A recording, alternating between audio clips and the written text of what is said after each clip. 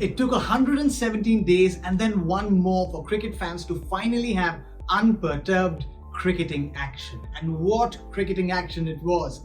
Day 2 of the first test between England and West Indies saw Gabriel's twin strikes, Ben Stokes' lone battle,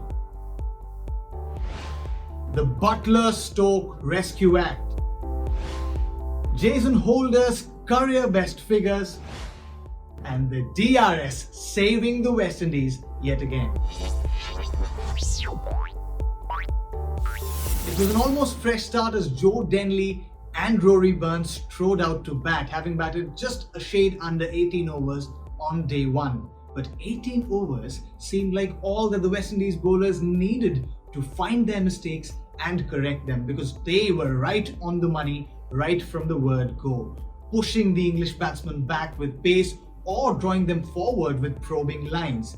But Rory Burns and Joe Denley did seem like passing that test. They were stitching a partnership when Gabriel came in and swooped one back in on Joe Denley, disturbing his timber.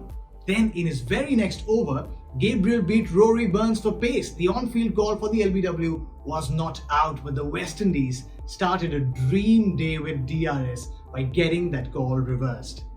And then, just like that, West Indies reduced England to 87 for 5, and it was down to the seasoned pros Jos Buttler and Ben Stokes to do the rescue act. And rescue they did, putting together a healthy partnership of 67 runs, aided of course by the West Indies, who dropped Ben Stokes on either sides of lunch. But just when Ben Stokes and Jos Buttler seemed like taking the game away from West Indies, Captain Holder had a trick up his sleeve. In fact, 2. He first got Ben Stokes just nipping the ball a little away from Stokes, allowing it to get a faint edge, and he was caught behind. In his very next over, Holder got Jos Buttler as well, and by the time the English innings ended at 204 runs, the West Indies had successfully overturned 3 not-out calls on ground via DRS. Not only that, Jason Holder ended with his career best figures against England and also ensured that he picked up his 7th fifer in Test matches.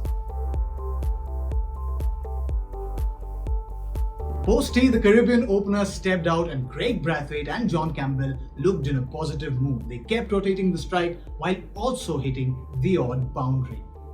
The English bowlers seemed to be pushed on the back foot, but James Anderson was at his probing best.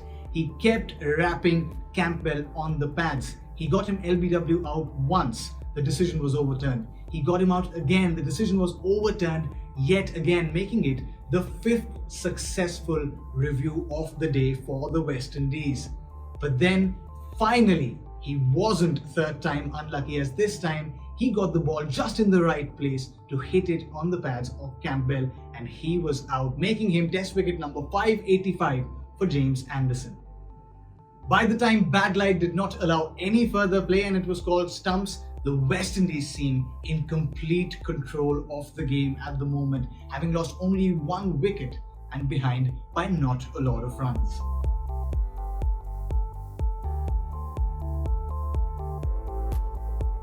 West Indies assistant coach Roddy Estwick at the end of day 1 said that they wouldn't want to bat again in this test match, and by the evidence that they've produced on day 2, they are well on course in that direction. Will they, won't they? All the answers on day 3.